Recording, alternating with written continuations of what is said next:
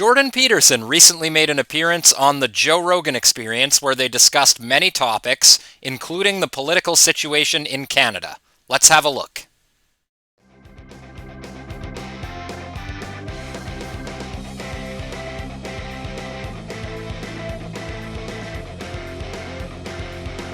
What's up, everybody? Welcome back to a brand new episode of Johnny Says So, episode 39.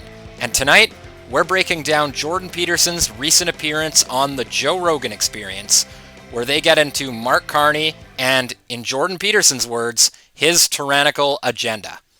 But before we dive in, I just want to remind you guys to subscribe to the channel and smash the like button.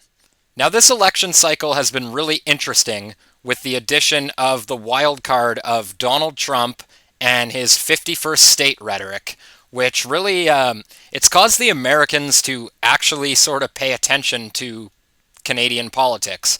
And it's been really fascinating to watch podcasters, legacy media outlets, and regular Americans actually pay attention to what goes on up here. It's kind of strange and surreal because historically they've pretty much not really cared about us. Now, Joe Rogan had Jordan Peterson on the podcast. It was a fantastic episode, but a couple of times they got into Canada, specifically our election coming up. And I gotta warn you guys, Jordan Peterson is pretty black-pilled on the whole outcome of this thing. Jordan Peterson is pretty much predicting with certainty that Carney is going to take this thing. Let me know what you think about his take in the comments. But regardless of how you feel about his outlook on it, his views on Carney are absolutely spot on. So let's get into it. Now, to set this clip up, they were talking a little bit about the climate change agenda and how it is going to be used and is currently being used, but more and more into the future, it is going to be used to justify ridiculous totalitarian control measures. So let's watch.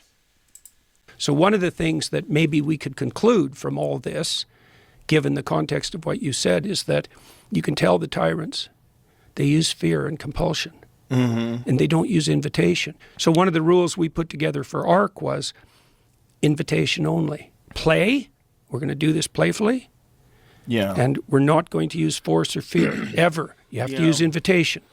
And so I don't know what you think about that. Imagine it's the distinguishing characteristic between the wannabe tyrants and the true leaders. The true leaders say, here's an offer.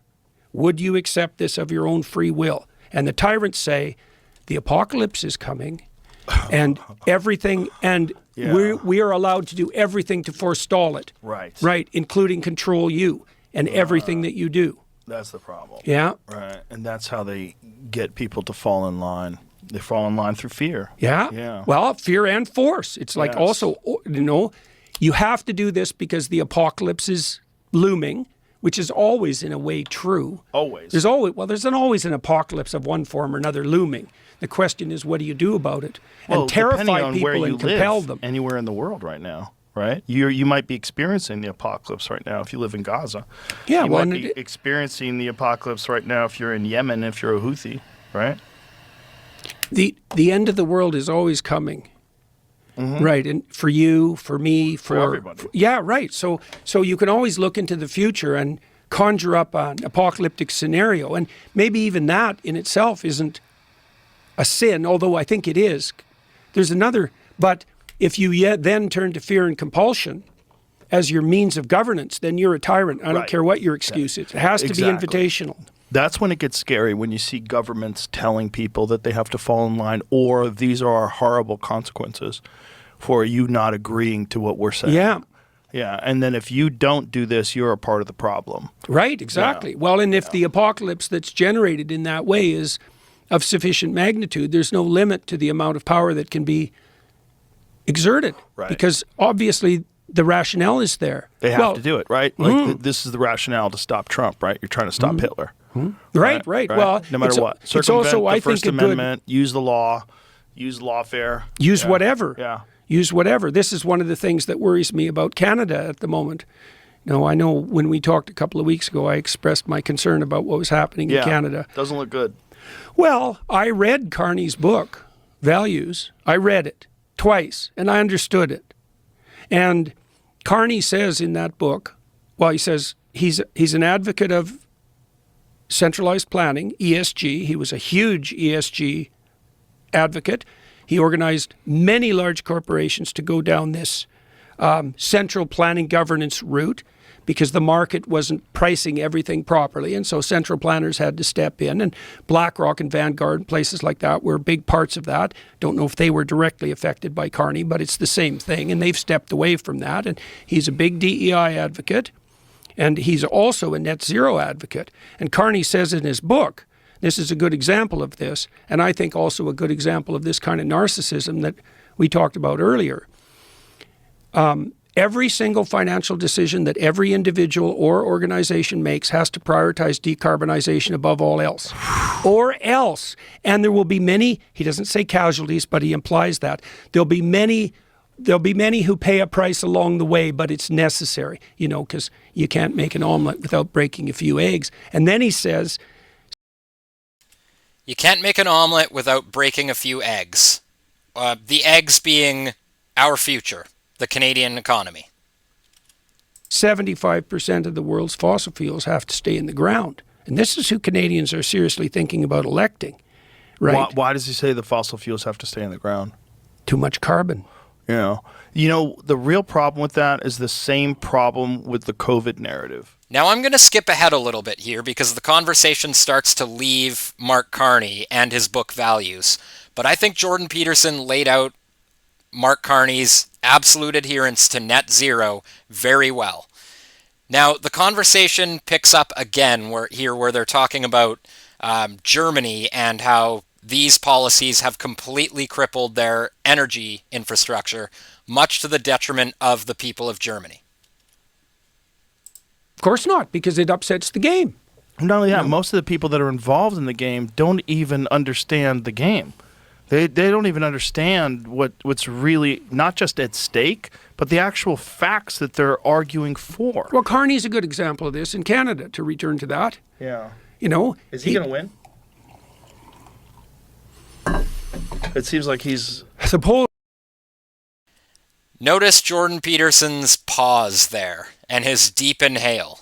Jordan Peterson is not feeling the blue wave outlook, unfortunately. Certainly indicate that, and maybe with a majority government. And I can see why. Canadians were accustomed to having everything go pretty well. And we could be morally superior to you Americans, because that was also fun. And we'll never forego that opportunity. And Trump has provided it in spades in the last month. So we look at Carney, and we don't pay any attention to politics, and we certainly don't read his goddamn book. And so we see someone who looks like a banker from the 1990s, when everything was just fine in Canada and Canadians were just as rich as Americans and the whole country was stable and peaceful. And we think, well, we kind of made a mistake on Justin. Turned out he was a little incompetent, a little narcissistic. And maybe we shouldn't have voted for him just because he legalized marijuana, because that's actually what brought him into power the first time. Guilty. I voted for him for that reason. And so we kind of made a mistake. But now, look, we've learned, and we're not going to be fooled by narcissistic pretenders. And Mark Carney used to be Governor of Bank of England, and that's pretty good. That's a pretty good resume. And is it, though? I don't think I need to pull up the clips or the articles, but not everybody in England agrees that Mark Carney did a fantastic job there. It certainly looks like that. And yet he believes that 75% of the fossil fuels in the world should be left in the ground, and that there's nothing that should guide your purchasing decision by force other than decarbonization. But it seemed to me, at least from an observer from afar, that Pierre was gaining steam, and it looked like he was going to win. And they seem to have taken the wind right out of his sails. Well, two things happened. Trudeau resigned. The Liberals were headed for extinction. It was going to be the worst defeat of a governing party in Canada ever. They might have lost their official party status. He's spot on about that, guys. If you remember just where we were towards the end of the summer, the Liberals had no support. Don't forget, they came up with the whole GST holiday scheme in a desperate attempt to buy votes. he's not wrong. They were headed towards extinction. So they were done.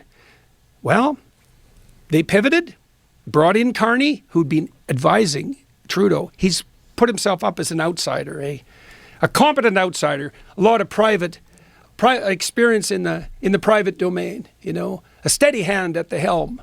It's like, you were Trudeau's economic advisor for 10 years. 10 years. And there's going to be more of the same under you. And now you're pretending to be an industrialist, even though you're one of the leaders, the world's leading authorities on DEI, ESG, and net zero. That's Mark Carney. All you have to do is read his book, which people don't, of course, because it's a book. First 3 chapters will do the trick. Well, now, either he's decided that every single thing he ever believed was wrong right to the core and hasn't apologized or let anyone know that, and now he's actually Mr. Industry, which is how he's presenting himself to Canadians, or he believes what he's always believed. Or he's a wolf wearing grandma's dress. Yeah. Yeah, he's a benevolent wolf. Well, that's why the wolf wears grandma's dress, isn't it? It's like, there's no one nicer than me. So how does Canada correct course? Well, people either correct course by waking up or by experiencing severe pain. And it looks to me like we've chosen the severe pain route, We haven't chosen the severe pain route yet, Jordan. Now, I'm not quite as black-pilled as Mr. Peterson here, but I think we should prepare for the possibility that Carney just might take this one. I certainly hope it's not true. I'm leaning more towards a blue wave, but we're going to see on Monday night, aren't we? We already make 60 cents. We already produce 60 cents to every dollar you Americans produce, even though we were at parity 10 years ago. And so after 4 more years of Carney, we could easily have that down to 50 cents. Spiraling housing prices, a lot of social instability in Canada, especially since after October 7th. Do you think that's all my Jewish friends in Toronto are terrified. Yeah. That's not fun. I don't like seeing that. No. It's awful. It's awful. And all those psychopaths who've been parading around their moral virtues since October 7th, they're plenty emboldened. Plenty. Yeah. Plenty. I'll give you a little example of Canada. So we had the English leadership debate a week ago. And the powers that be, who organized the debate, the legacy media types, with CBC radically involved, couldn't figure out how to exclude rebel media. That right-wing news, kind of tabloidy news group from Canada, Ezra Levant, who's been buzzing about for 10 years, causing trouble like a right-wing tabloid journalist, which is what he is. They had riot police stand there and intimidate Alex Zoltan. Yeah, he's spot on about this, guys. Well, they didn't want him in the press scrum for the leaders after the debate. So they canceled it.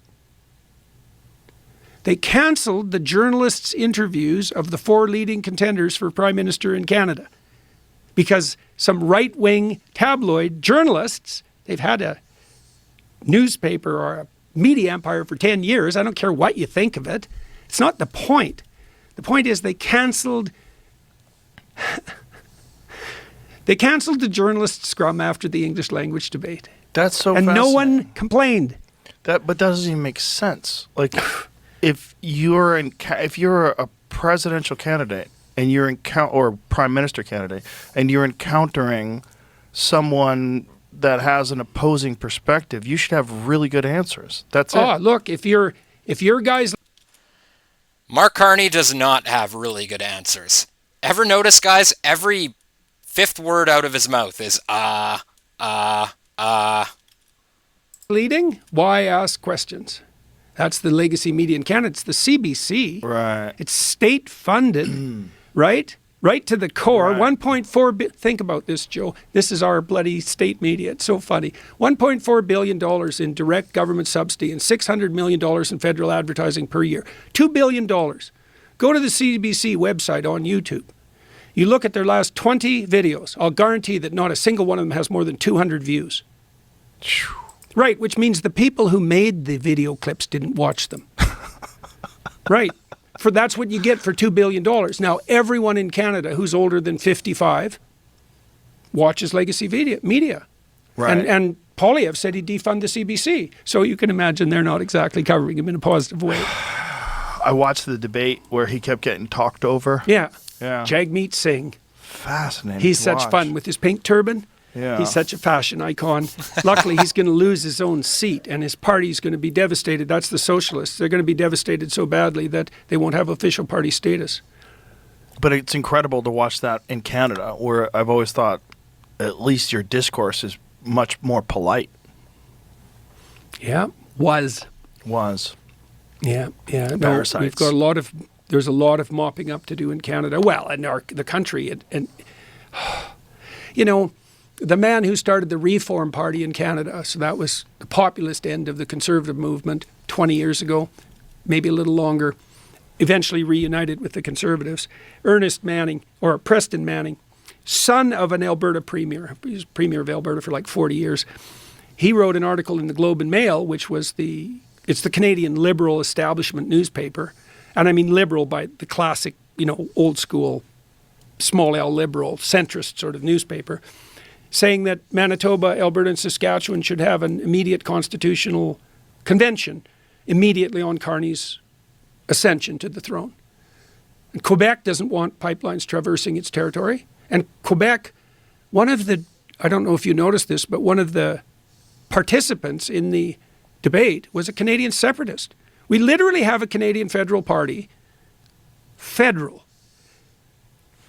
localized in Quebec, whose stated intent is to break up the country. Hasn't that always been the case with Quebec, though? Again, guys, watching Americans learn about this stuff in real time is kind of awesome. For a good while, it was provincial, right? I mean, they had a provincial party, like a state party, right? Okay, fair enough. Have your state separatist party. It's for your state. Oh, no. For any Americans that might be watching, this is true. Look it up. Look up the Bloc Québécois and dig into a little bit of the history here. Like, look at the FLQ crisis back in the 1970s. Imagine if you had, like, a third party that was all about Texas seceding. That's politics in Canada. It's not as boring as you are led to believe. We want to have a national party.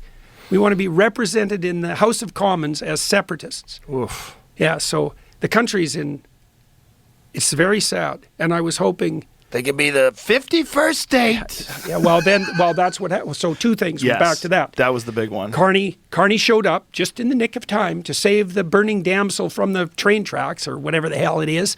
And the rhetoric. And then Trump. He just timed it so badly. And yeah. He didn't know what it would do. He didn't know. But that's also... How do you not know that people have national pride? Yeah, he knew that, but he didn't know what the electoral consequences would be. To be fair, though, from the outside looking in over the last few years, you could make the argument that Canada had no national pride. I'd like to remind everybody that the same people who are all elbows up, rah-rah, waving the Canadian flag, have been actively pretty much against our country and its interests for the last several years. He didn't know that would shift them to the Liberals so radically. And he's going to pay for that because once Carney is elected, if that happens, Trump will not have a more seasoned enemy in the West. Boy. Right? Carney's very well connected. Very. Especially in Europe and the UK. Very well. So, and Europe and the UK is a mess. Yeah, you might it's say a that. Mess. Oh, that's for sure. We've highlighted all the arrests in the UK over social media posts. And yep, elbows up, everybody. That's what's going to be coming here. Most people have no idea. Konstantin Kisin is great with explaining all that to people. It's so funny when he compares it to Russia. Yeah. And he says how many people got arrested in Russia. How many think got arrested in the UK? And most people are, none, right? Yeah. No, 4,000. Yeah. Like, what? Yeah. Oh, yeah, it's unbelievable. Well, there's videos all over the internet about it. You just see this everywhere. So they've implemented these 20-mile-an-hour speed limits everywhere. And so... 20 miles an hour. Yeah. Yeah, because, Joe... That's a bike. You don't really need a car. Like, what are you doing that's so important that you need a car? Like, if I have to go to a climate meeting, well, I get a car. But the peasants, they don't really need cars. They don't need heat either. Not that much heat. Maybe they can stop Grandma from freezing. That is 100% true, and he hits the nail right on the head there, guys. Two things that Mark Carney has been on record saying within the last 2 years. Number one, Atlantic Canadians don't need any sort of relief from the carbon tax on their home heating. Keeping emissions down is more important than Atlantic Canada heating their homes. Even if you're in poverty, he doesn't care. And there was also the whole thing where they guilted you for wanting to take a summer vacation in your car. I believe the planet was going to burn. And now all of a sudden with the trade war, they're saying, oh, don't go to the United States, drive around Canada, vacation in one of our national parks. Guys, this election is coming up in just a couple of days, and I think it's safe to say that everybody's hopes of Pierre Poilievre making an appearance on the Joe Rogan Experience probably won't happen. We really only have a couple of days to encourage everybody you know to do the right thing and vote against Mark Carney. I really do feel that this is the most important election of our lifetimes. And that's going to be my show for tonight, guys. Now, just a reminder, we are headed right into Election Day, just at the end of the weekend on Monday. I'm not sure what I'm up to this weekend. There may be one more video before election night. So, just in case there's not, I'd like to take this time to remind you to tune in right around 9 o'clock Eastern Time. I'll post the exact time I plan on starting, but I'm going to be doing my very first live stream, and I'd love to chop it up with you guys in the chat. So let me know what you think in the comments about Jordan Peterson's appearance on Joe Rogan. Do you agree with his black-pilled take that Mark Carney could possibly have this election in the bag? And as always, smash the like button, subscribe to the channel, and I'll see you in the next one. Peace.